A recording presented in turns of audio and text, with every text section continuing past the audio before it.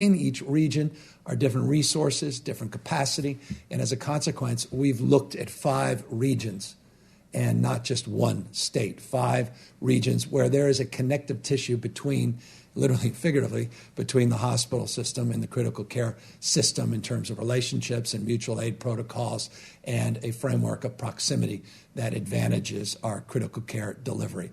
The regional stay-at-home order now, because 2 regions, San Joaquin Valley and the Southern California region, the largest region, which in and of itself is a unique U of sorts. These 2 regions now have fallen under the 15% ICU capacity. Let's take a look under the hood, what does look like specifically. Here's your current ICU capacity, at least as of late last night. Each region, again, reflected in the map that I just showed. And let me go back to that map. You can see Northern California, the area around Sacramento where I currently am, the Bay Area, more concentrated, of course, larger population center, San Joaquin Valley, sort of Central Valley of California, Southern California. Again, Bay Area, their current ICU capacity is about 25.7%. The Bay Area voluntarily, and again, remember the way we framed our approach to California's response to this pandemic is to allow localism to ultimately be determinative in terms of their approach and their engagement. No one better positioned than local health officers, local leaders to understand their conditions on the ground, trend lines that they can mitigate and address before they become headlines. So the Bay Area moved, but not pursuant to state orders, pursuant to their own local health orders.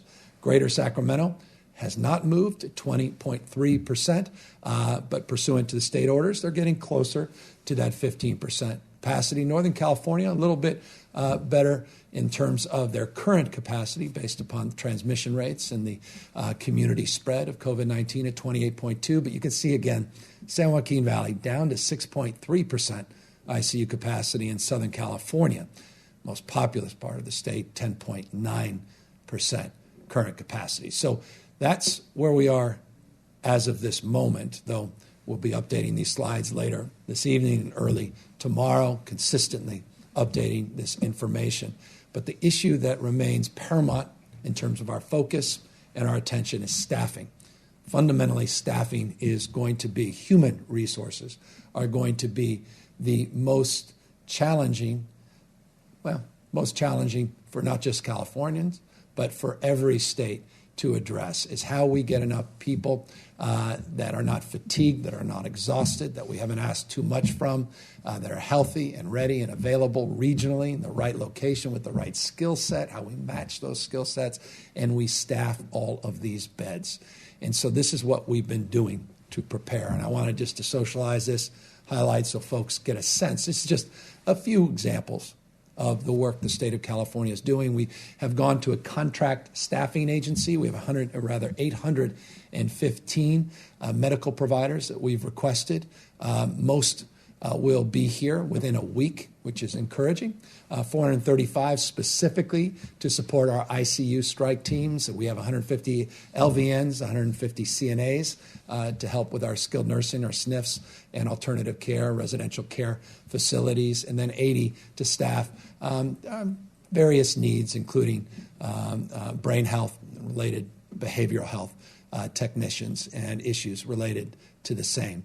Of those 815, as I said, 566 are expected to be here and available by the 14th. So within literally a week, we'll be sending, just to give you a sense of where we're prioritizing, sending down to Imperial County and the 60-bed build-out. I'll talk more about that in a moment. Some of the Northern California build-outs of beds that we are focused on, and some other general acute congregate care facility needs. But 566 expected to be here in California. Many are already Californians. Some are coming from outside the state. Just depends. It's a mix with these contract staffing agencies. But we're confident in that 815 number, and the 566 we are very confident will be here within a week in helping support staffing some of these important critical facilities, both in response to and anticipation of an increased surge. As it relates to additional requests, just so folks know, I've had a number of people ask, have you requested of the federal government staffing? The answer is yes. 160 staff. We have requested also to support the ICU strike teams. Again, emphasis on our ICUs at the moment, though, again, more broadly, always preparing for beds, however one defines them, within our healthcare delivery system and outside. And again, we'll get to what we're doing outside the healthcare delivery system in a moment. 80 EMS providers to assist the healthcare delivery at alternative care sites, again, SNFs and acute care hospitals. These CalMat teams, which those of you who followed us for the last number of months are very familiar with CalMat, and these are these multidisciplinary staffs of doctors and nurses and experts and expertise that cross-pollinates, and these teams go out, strike teams together. They've been out there in Imperial County in the past. They've been out in the Central Valley in the past. These CalMat teams are extraordinary, and we have 90 folks that are already deployed currently in these CalMats. We'll continue to push for more personnel, more medical response, what we refer to as force in the language of Office of Emergency Services, to advance this cause. As well, we have limited term state staff, and this is just something you may see a little bit more. I wanted just to provide you a little information on this, just these 100 individuals that will be limited in their staffing time, infection control framework, clinical care, and the like. And so we're looking full-time, part-time, but strike teams, multidisciplinary, federal, state, local, private, in terms of the contracting, but making sure that we avail ourselves to the broadest degree we possibly can to the human capital that's needed at this moment. There's also things we're doing as well that I thought I'd highlight, and we'll get to a few other topics here briefly, and we'll get to questions. But there's some interesting new protocols we've also put into effect, particularly in Imperial County, also in Riverside, which is experiencing some rather significant rates of growth. In fact, Riverside specifically had a 16.5% positivity rate on Saturday. San Bernardino feeling the pressure in ICU capacity. So what we're trying to do is decompress and provide opportunities to get people back at home with oxygen and paramedic support. That's the Home O2 program, and we have capacity to pull 100 patients out within the system, get them back home in Imperial, the same in Riverside and San Bernardino. Again, more sort of a creative approach as we've matured, as we've understood more of the nuances of this disease, more effective treatments, modalities, take care of people and secure their health.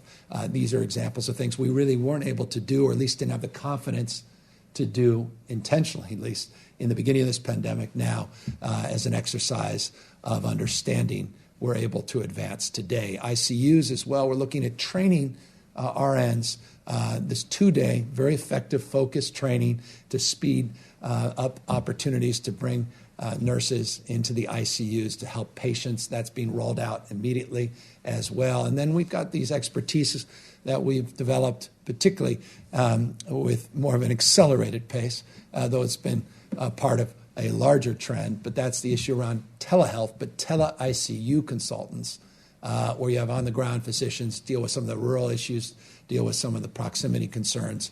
That program begins today, and that ICU expertise also should advantage us, not a substitute, none of these things, for foundational, fundamental approaches with our core workforce, but nonetheless important to be supplementary. Accordingly, Health Corps, we've talked a lot about our Health Corps program in this state over the past. These are individuals that have recently retired. Their licenses, for whatever reason, have expired. People with particular expertise across the spectrum of needs in this state. We have an active group of roughly 900 members that are part of our active Health Corps. We're going to encourage, and that's why you see we need your help. We encourage people that are qualified healthcare professionals that have recently retired or for whatever reason have allowed their professional licenses to expire, or look just to potentially provide a unique expertise that they may not be providing now, that may be underutilized, but finding that they have other professional capacity that is available. Or rather, they would avail themselves to. We want people to consider joining the Health Corps. Go to covid19.ca.gov website, covid19.ca.gov website. We want to actively onboard additional members for this program. And by the way, Health Corps has been incredibly effective, particularly at our skilled nursing facilities. I think we have 871 folks that have been actively deployed in some way, shape, or form, or at least available to be actively deployed. Many that already have been. You can see the 109 facilities that they've been supporting in the last number of months.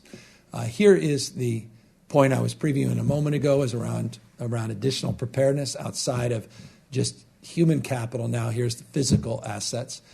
We've talked a lot about the capacity that we have, roughly 2,000 beds. I think it was 1,872 plus beds, but it's roughly 2,000 beds outside our healthcare delivery system, facilities that are in what we refer to as warm status. More on that in the next slide. But here you can see Imperial Valley College. Down in Imperial Valley, we already have some patients in the beds, capacity to provide 100 beds in warm status down in Imperial Valley and Imperial County.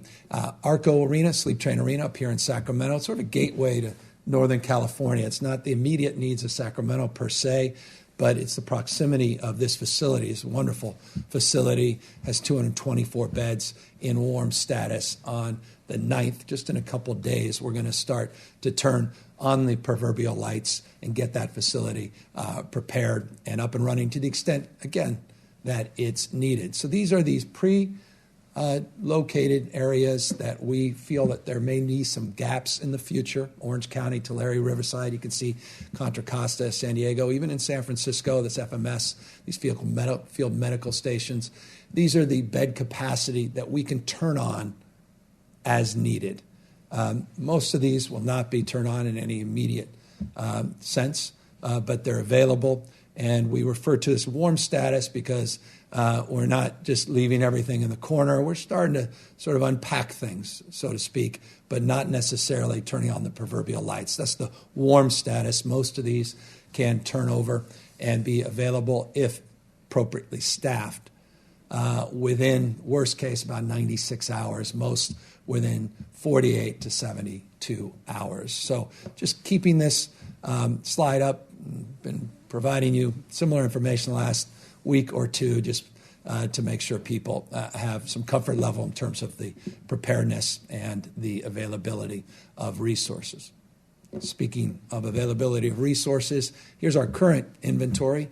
I'll remind all of you that we've already distributed over 600 million units of PPE, and that's just on surgical procedure masks as well as N95 masks. Hundreds of millions more across the spectrum of gowns, gloves, and face shields and the like. But you can see we still have over 500 million units of procedure masks / surgical masks and N95 masks in our inventory. We've been active not only procuring the masks and other PPE, but also ventilators. You saw that previous slide. I'll just bring it up again because I think it's important.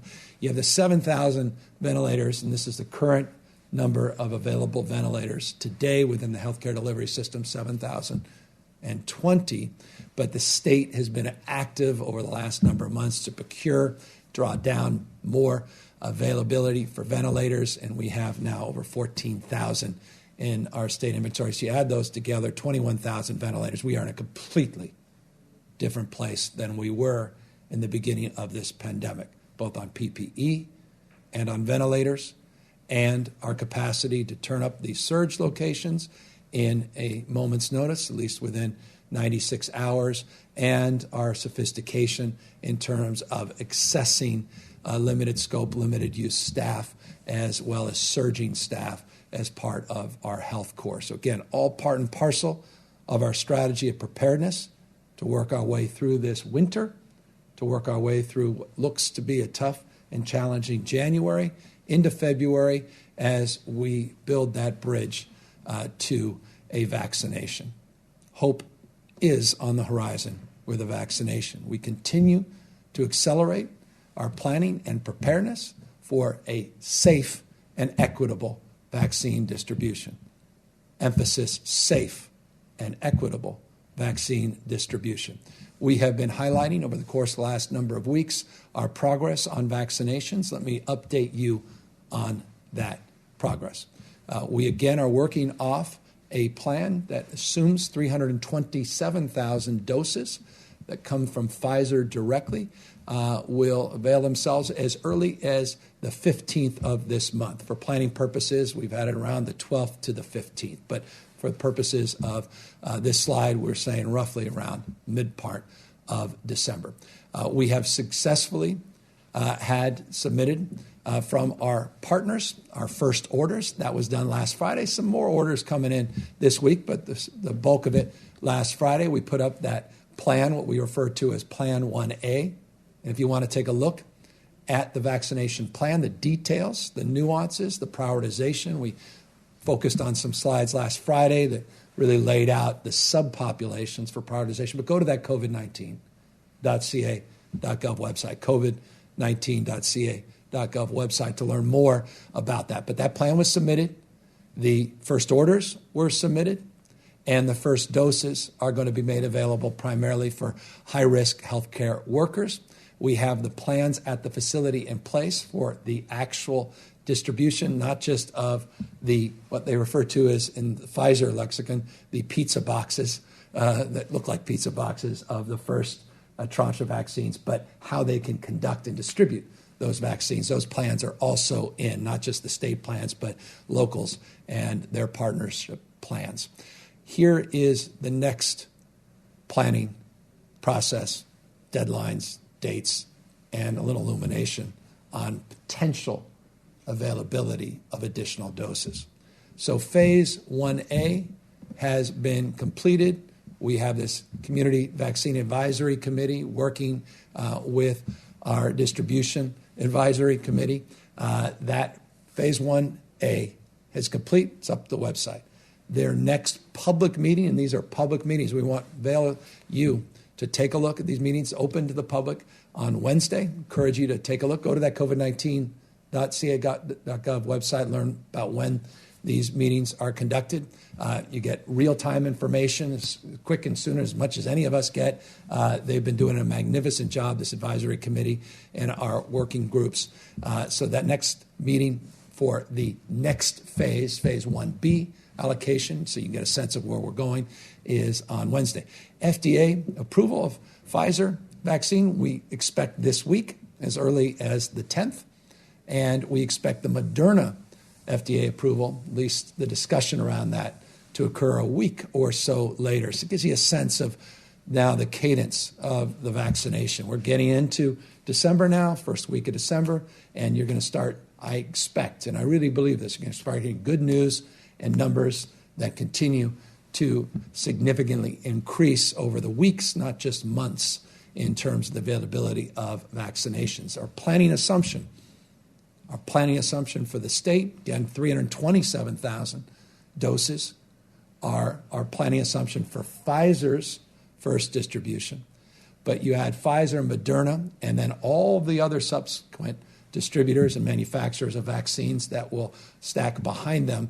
We're working on a planning assumption of 2.16 million doses of the vaccine within the calendar month of December. So 327,000 next week, or within the next week, and then additional number that can get north of 2 million doses. Remember, cut doses, you got to get two. Both Moderna and Pfizer require 2 vaccination shots. Each dose is 1 shot. So cut that number in half in terms of how you allocate, at least in your own minds, the number of individuals that can avail themselves if they choose to the vaccine. Just a reminder, we have 6 steps in the vaccine process. I don't need to review. For those of you who have followed, you know what we've been doing in terms of enrolling the providers and getting our prioritization guidance with these 3 work groups we've created, including that Community Advisory Committee, and how we allocate those doses in an equitable way. Again, that's all Plan 1A. Let's talk this next slide. You can see that last icon on the right. What is the next step? Well, the next step that's currently happening as we speak is we're reviewing the local health department's orders. So again, those orders came in Friday, others coming in as we speak. We're reviewing those. The state is reviewing those orders, and then we will submit them to the CDC. Third step, the CDC will receive and review those orders, and then they'll submit those orders Those orders then will be processed. They'll be shipped. Again, this is Pfizer in the first phase, and Pfizer's doing their own distribution. Moderna is working not directly like Pfizer. It's a different process between Pfizer and Moderna. Moderna is working with McKesson. McKesson, being a well-known California, was a California-based company in San Francisco. They are well positioned as an intermediary in terms of their distribution protocols and planning, and we are working directly with McKesson on the Moderna vaccination. Again, two different types of vaccines, both require 2 doses. One is ultra cold storage, one is just cold storage. Both require different strategies, different approaches. Those orders are being processed for shipment. Pfizer does them directly. They ship to distribution centers throughout California based upon the protocols that everyone approved.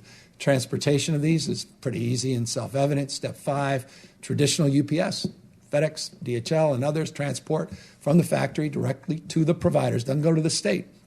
Goes directly to the providers and maintaining throughout this cold chain in the requirements for transportation. Once those vaccines are received, step 6, and this is it, and I'll get to one other group of slides and we'll get to your questions. That vaccine is received by the provider. They have obvious storage on site that is required, cold chain requirements, and then they start the administration. Based upon the first 327,000, we're very confident in our capacity with the cold chain requirements to be met by our providers. As you recall, and I'll repeat it again today, we already have procured, and we're expecting delivery at the end of this month in early January for a supplementary cache of ultra-cold storage and cold storage that we will pre-position and distribute throughout the state of California, just as a redundancy measure to provide for more confidence, depending on where the vaccines go, in our capacity to deliver them to supplement and augment what our providers already have. I'll remind you, there was some sense that providing vaccinations was unprecedented in American history, and there was a sense of overwhelm. I even heard some elected officials talk in overwhelming terms.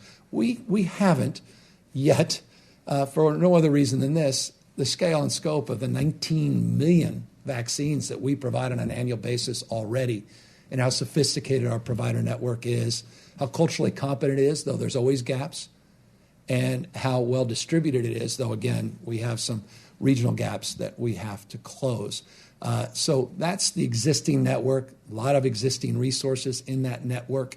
And so far, no one's naive. This is not going to be perfect. And I imagine the next headlines people will be running is, as we are administering vaccines, some actually pulled away from the cold chain requirements, and maybe some vaccines weren't being able to be utilized. All those things we have to work through. No one's naive about the application of this process, but so far it has been a very effective process because relationships are well established, and the supplementary work on equity through our community advisory committees and safety through our safety advisory committee, I hope gives people a little bit more confidence that we're going to do things right and address concerns going in.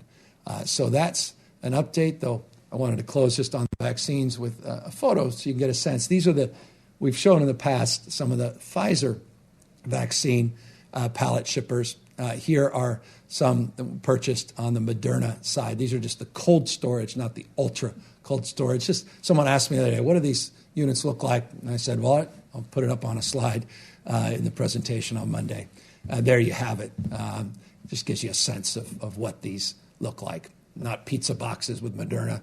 And forgive me for even bringing that up. I can go down a rabbit hole in terms of the distinctions and how these things are distributed. But they also are distinctions that are important in terms of how we handle them and how we can avoid waste to the extent possible in terms of that cold chain connection.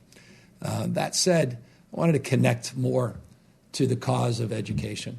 And I wanted to update you on some of that work. Over $80 million in kind and direct supports for new public education campaign, over $80 million. You're going to start seeing these billboards. Over 1,000 of these billboards are going up. You may have seen some of these already. These are the new iconic ads that we are putting up. You can see this is an actual mock-up of 2 billboards that you physically will see not just on a slide, but are about 6 feet apart. 6 feet apart, keep your friends safer. And you can start to see we're trying to be a little more smash mouth, forgive the phrase, in terms of how we get your attention. So many billboards, so many advertising, and that's why we want to pull these physical bodies, these images out of the billboards themselves so people may pay a little bit more attention. So new public education campaign.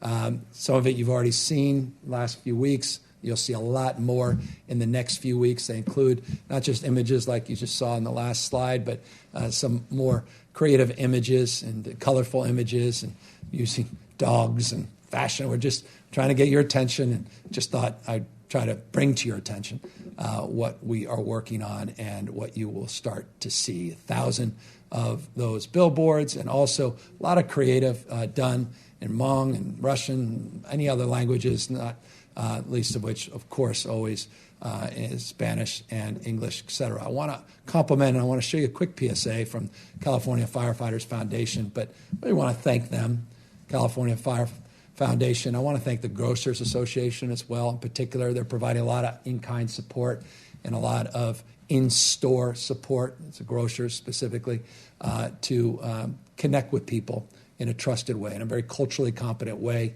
And I hope you'll enjoy just a brief example of at least what the Firefighter Foundation put out in terms of a brand new PSA. Every day, we put our lives on the line. So many other workers are having to do the same. We can all do our part to protect each other. Wear a mask, wash your hands, and stay 6 feet apart.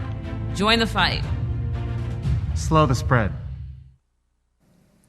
And I say trusted messengers because no one more trusted than the heroic firefighters, our nurses, doctors, and you'll see others along that same vein. But I want to just thank our firefighters and just remind you, fire season into December, still battling fires down in Southern California. Thank to our state partners, both mutual aid partnerships, local level, but also just our incredible CAL FIRE team. Thank you to all the men and women at CAL FIRE for working so hard and extending that work into December as well. And of course, can never say enough about our nurses and doctors and frontline healthcare professionals. And we're going to be asking more from them than we ever have in the next 6 to 8 weeks. And with that last slide, I wanted to introduce you to someone who's very familiar, at least in Northern California, Tomas Aragon, who is the new public health director now in the state of California, just announced,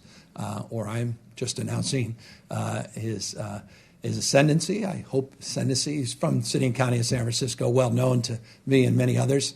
My former role and capacity as mayor there, and health department that is an extraordinary health department, one of the most well-resourced, both financially and from a human capital perspective. And Tomas has been very active in the fight to eliminate this pandemic, to mitigate not just the spread of this virus, but to mitigate the number of deaths related to this virus, and has put out a lot of protocols that have been replicated all across the state. We're very, very enthusiastic to have him now on the team to continue to supplement our efforts as we move into this next and challenging phase.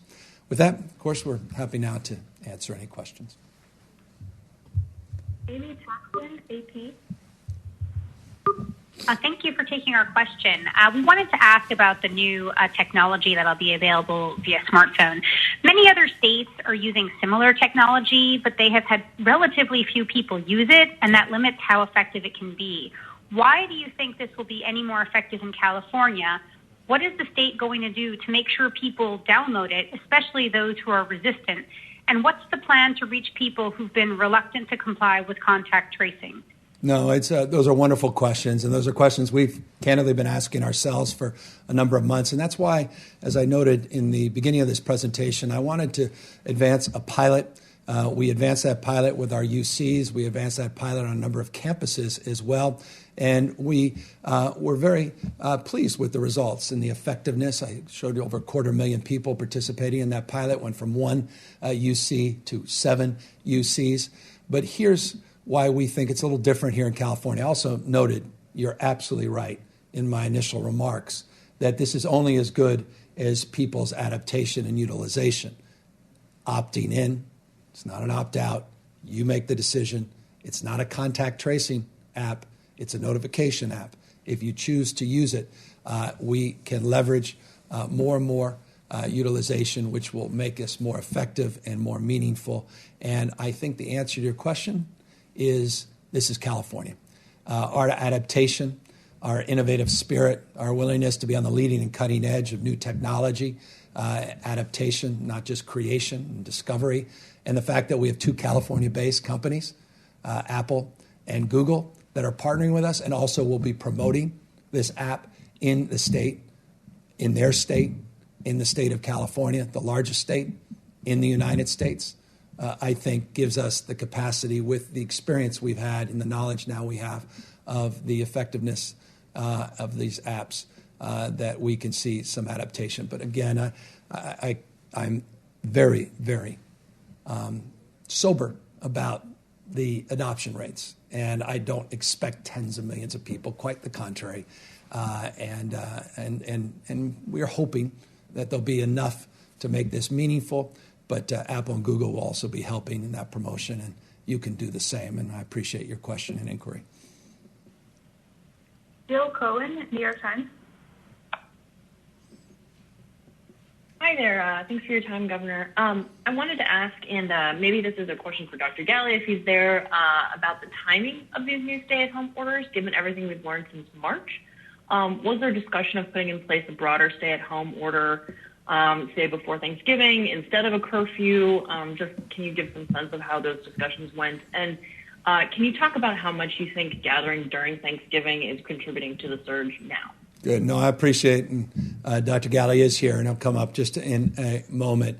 Look, I mean, the vast majority, overwhelming majority of Californians are now in this new stay-at-home order protocol.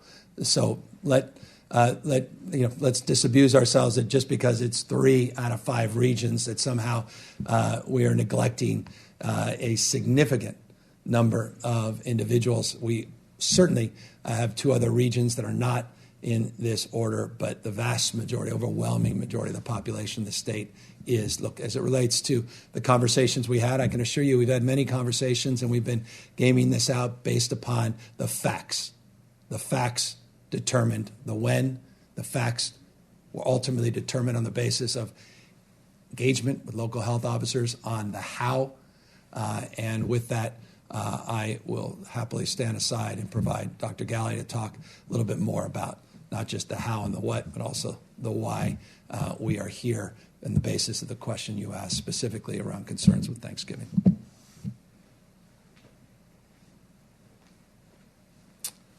Thank you for the question, and thank you, Governor. Indeed, since the beginning, that very first stay-at-home order, we are constantly looking at the various actions, not just regionally, but statewide. And as we move through this current surge, we've been asking the question about what are the right actions, looking at the data, as the governor mentioned, throughout to determine what we would do.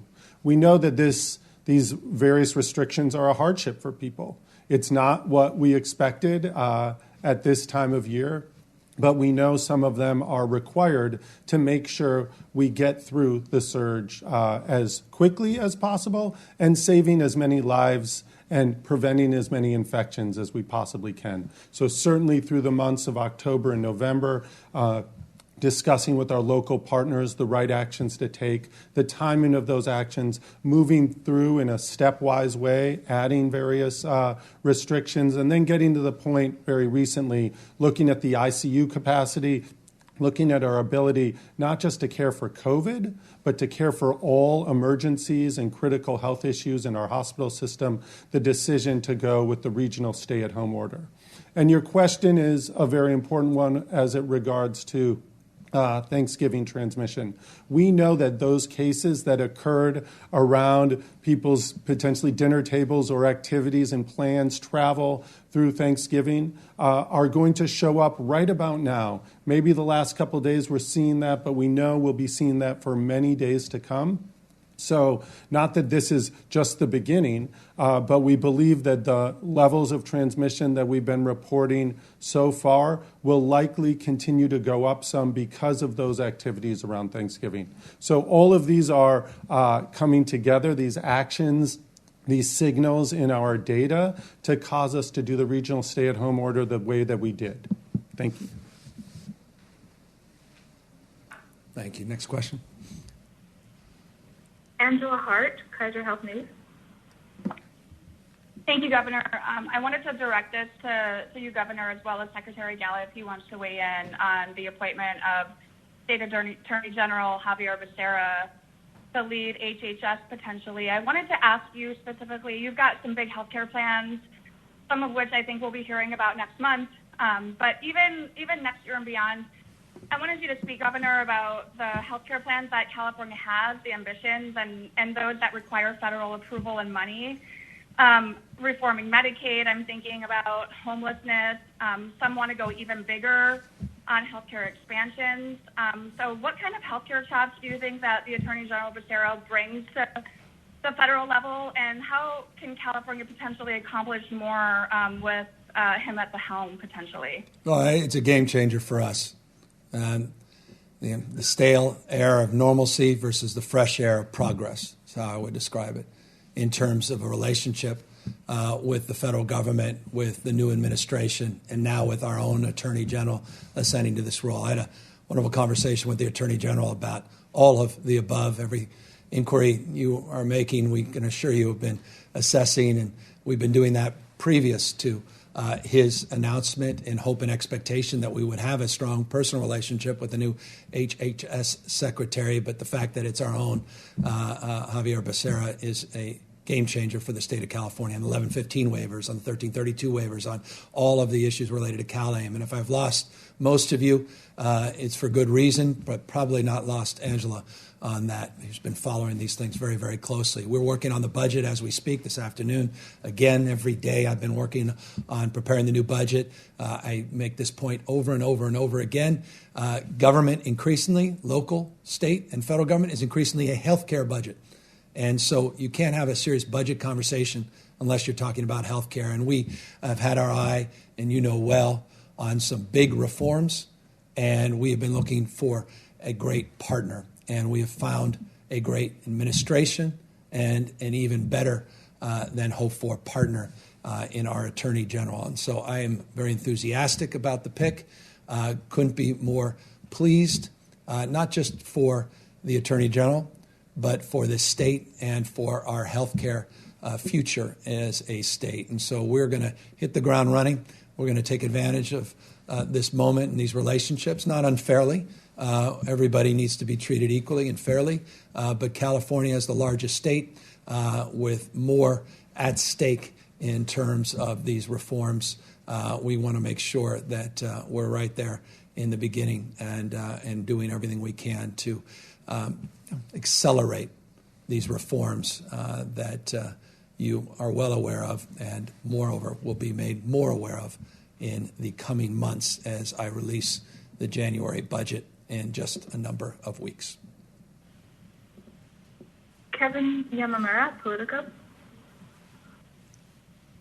Hi, Governor. I have a couple of education questions.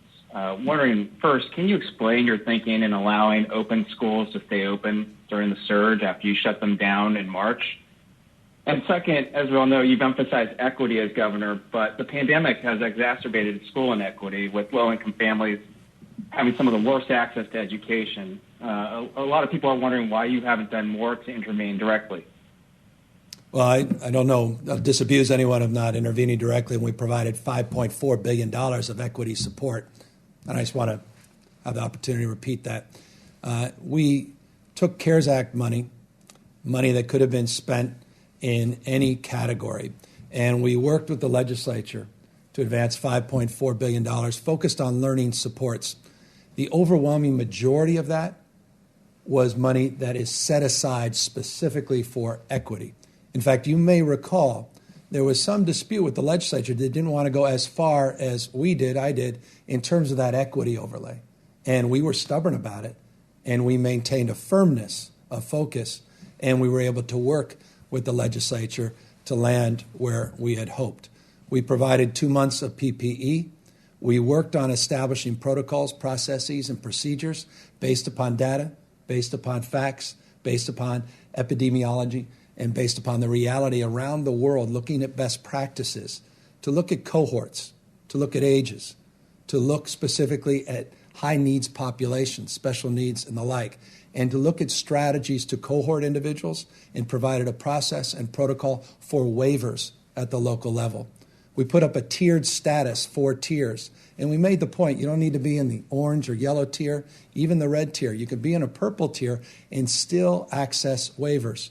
We've been working with our local directors, meaning a local, what we refer to as LEAs. These are the local education administrators across the spectrum.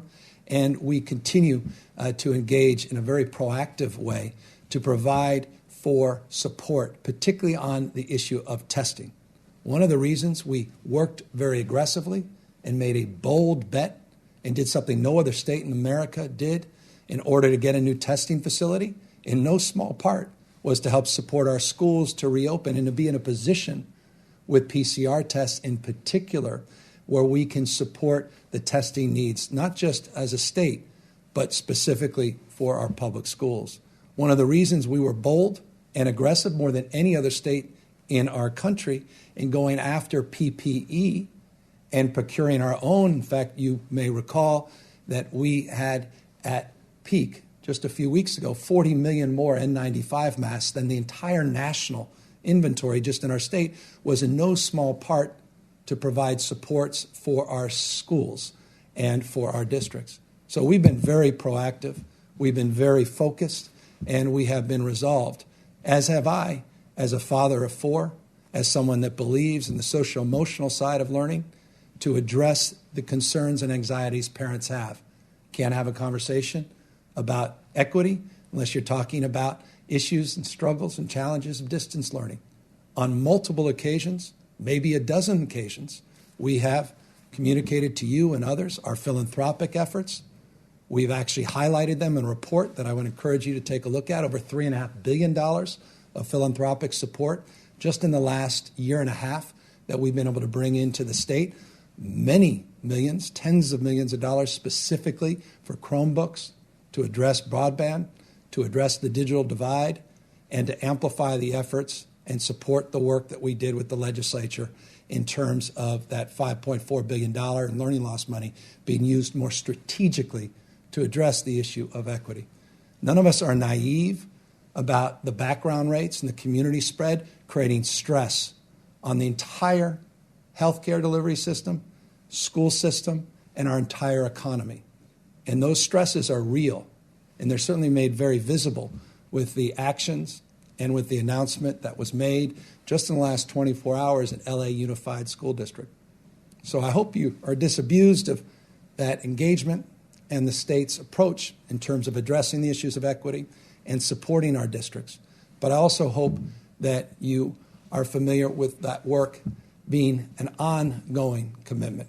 And that's why our budget, which we'll be submitting just in a few weeks, will lay out in more detail and more specificity, more supports for our school system, substantially more support, including in the critical issue of testing, of which we are fully resolved and committed to addressing head on. And so I hope you'll look forward to more information in that space as I am fully engaged and resolved, working with Tony Thurmond, working with the incredible leadership of Linda Darling Hammond to advance the collective cause of safely getting our kids back in school, at the same time protecting teachers, paraprofessionals, and support staff, and obviously making sure that our kids are safe in that entire experience.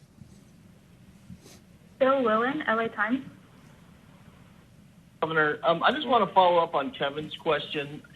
You and your administration have not really hesitated to exercise your executive authority for statewide mandates and uniform restrictions on everything from shopping at a grocery store to getting a haircut.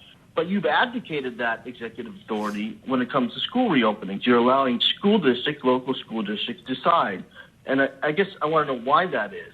And what do you say to parents who feel that private schools for wealthy families get to stay open and that public schools do not in many cases? Yeah, I don't know the frame of abdicated executive orders. Forgive me not understanding that fully. But as it relates to the issue of our default being in-person education, we've been crystal clear in that respect. But you are familiar, Phil, and I think most folks that cover the state of California are familiar with 1,000-plus school districts in the state, how we've constitutionally designed our public education system in this state that's unique and distinctive in many respects from perhaps other parts of the state and the globe, and how that is a real bottom-up process, not a command and control structure. Localism, I often say, is determinative, perhaps nowhere more than as it relates to public education in the state of California. You know well, perhaps written a lot about the local control funding formula that Governor Brown had advanced to advance that cause more, meaning to focus on local decision-making, to focus on local conditions, to focus on English as second language, the localized considerations and concerns and strategies and intervention, so that we can avoid the top-down dictate when you're dealing with over 6 million public school children. So we had 21 counties in the state of California. There are 58 counties. 21 counties. Just a few weeks ago, we announced that had full or part-time schools that were operating in person, some hybrid, some just online, obviously number that received waivers and others that were conducting in-person education. That was a few weeks ago, and I'll remind you of the slide just 30 days ago, 3.5% positivity in the state. Positivity rate has exploded. I don't know that one should be particularly critical when your positivity rate down, for example, in Riverside County was just at 16.5%. You've seen positivity rates even north of that in other parts of the state, that there's some concern by teachers, there's concerns by parents. I'm a parent. I've got 4 young kids. The youngest is 4, the oldest is 11 years old.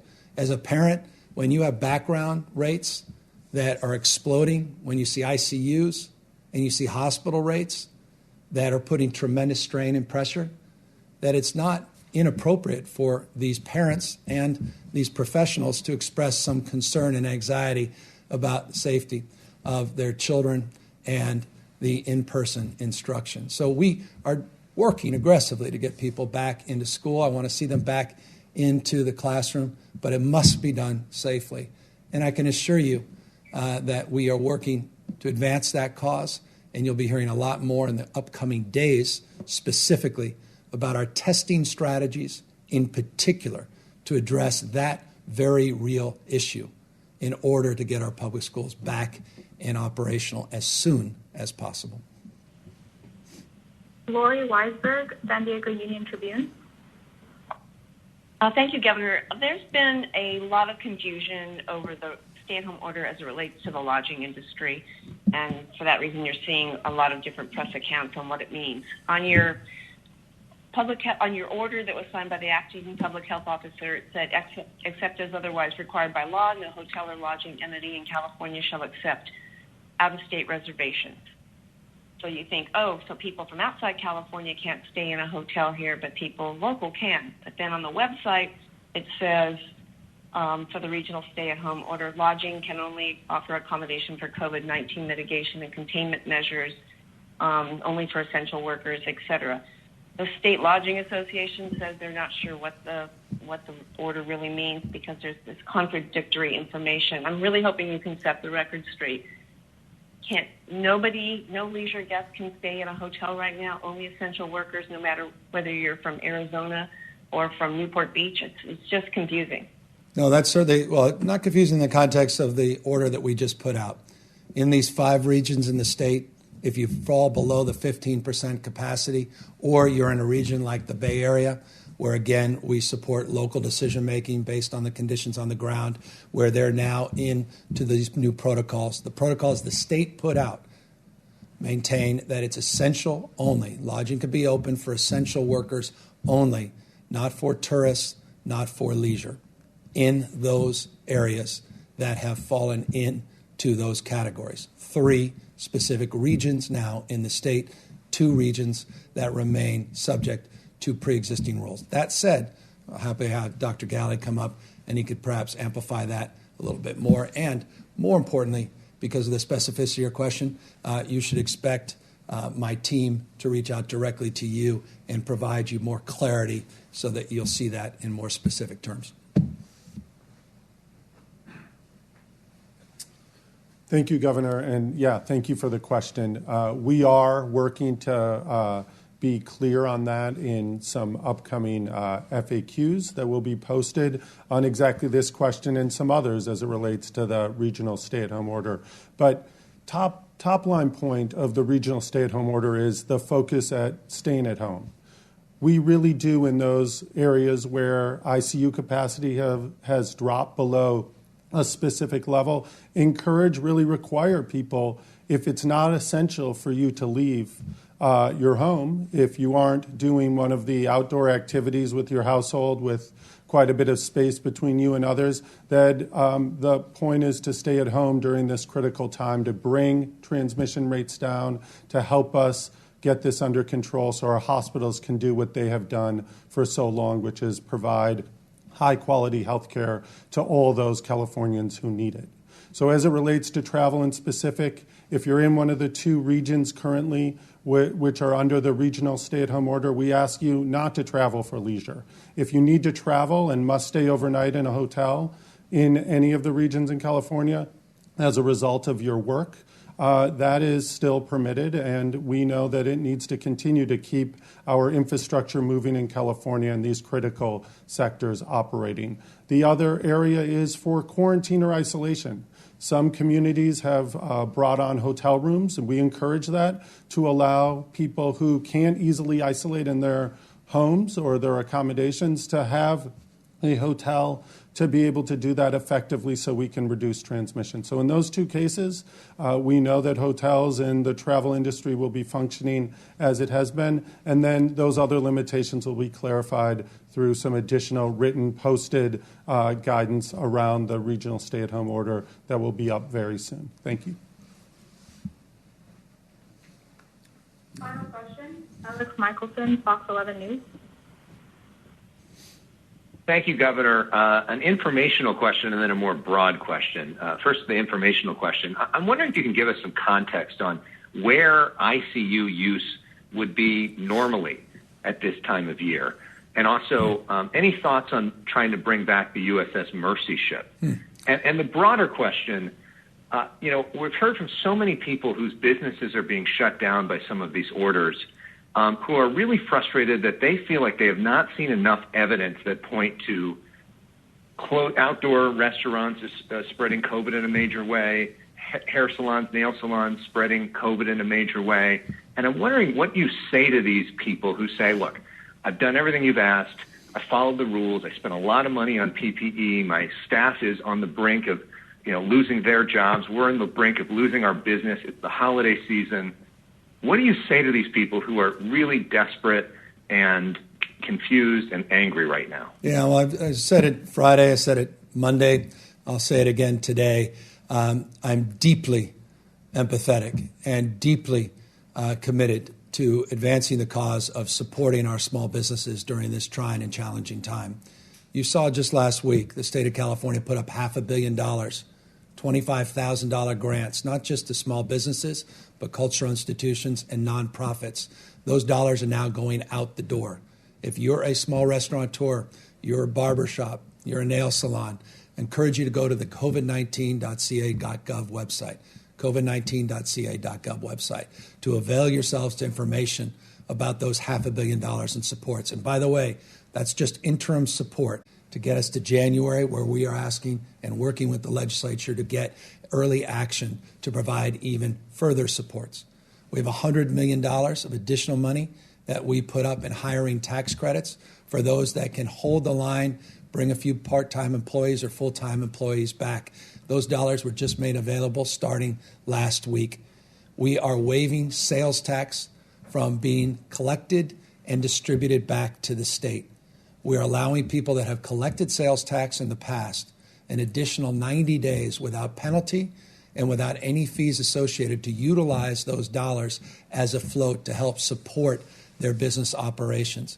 Those are 3 specific actions that have just been taken in the state, and those are just 3 among many subsequent actions as it relates to small business loans for people that are falling through the cracks, that don't have traditional relationships with credit unions or banks, that we are providing. We refer to it as First Loss Program. It's a novel program that Janet Yellen, now the new Treasury Secretary, working on behalf of our Economic Advisory Task Force, she created this program, supported by the legislature. $100 million we have put in to a program with leveraged resources, not just direct resources, hoping to get to $125 million all in just in that First Loss program. So those are among the supports. I'm a small business owner. I started right out of college, put pen to paper, opened a small business with 1 part-time employee. It was the cause of my life. I deeply recognize people's pain and suffering this moment, their dreams being shattered because of this pandemic. So you ask me how I feel. It devastates me to know, because I intimately understand what it means when you put everything on the line. You leverage everything. Your family, your dreams are on the line. And through no fault of your own, something global, a pandemic hits and creates all of these constraints and all these constructs that are devastating to your life and your prospects for the future. And so we need the federal government to recognize that and to reconcile the fact they are not doing their job to provide additional supports at the scale that's required at this moment by extending the PPP program, by extending small business loans and grants to help support folks in this time of need. What California is doing is not unique in the nation. Quite the contrary. What is unique is we tend to be proactive. We tend to lead in many respects. And I recognize that comes with consequence and struggle. And all I'm asking folks is, know this. This is the 3rd wave. We don't anticipate a 4th. Vaccines are on the way. Over 2.1 million doses of vaccine we anticipate to distribute by the end of this calendar month. Millions more in January and February. We're going to come out the other side more resilient, more capable. We're going to provide more supports with the legislature on commercial evictions. We hope to do the same on rental evictions. We have a lot of work to do across the spectrum, including public schools, so people can go back to work, so people can have the support they need, and to get these kids educated and address the learning loss that's self-evident and profound. So forgive me for being long-winded, and I know, particularly, Alex, for the work you do, that's not anything you can use, but I hope you hear a congruence, because this is not an intellectual thing for me, as someone literally who's here because of my entrepreneurial background that got me engaged in local government initially, that led me to be on a commission, the Parking Commission in San Francisco, that led me to want to serve in a Board of Supervisor capacity and ultimately run for mayor. I have reverence, not just respect, reverence for small businesses, reverence for entrepreneurs. And it breaks my heart to see videos, breaks my heart to see reports, you and others, of people's lives being torn asunder because of this pandemic. And we're just simply trying to do our best. And I recognize it's never good enough. But we're not going to give up, and we're going to continue to do our best to provide more support during this very, very challenging time. As it relates to ICU capacity, let me ask Dr. Galley to answer that more specifically.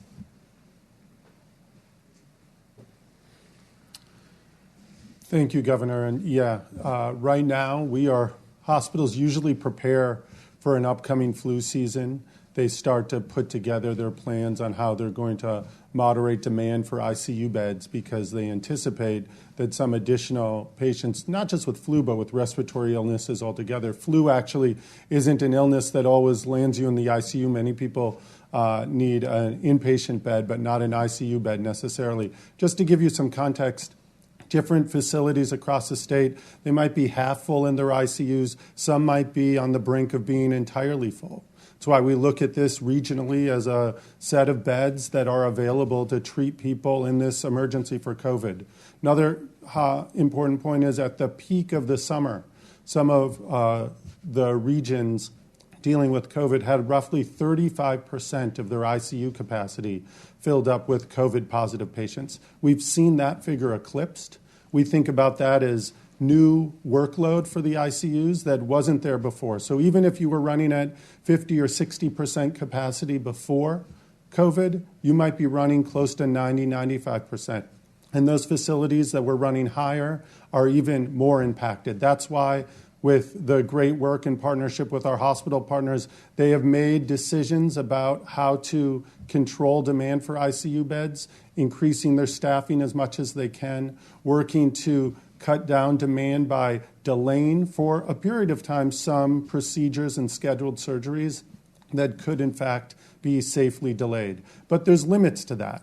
You can only staff up so much because the ICU staff are in such demand, not just here in California, but across the nation. You can only wait to put in a new heart valve or a dialysis catheter or all of these procedures that are indeed scheduled, sometimes called elective procedures. But they're elective maybe for a day or two, but not for months. We start to see morbidity and mortality from things other than COVID very quickly.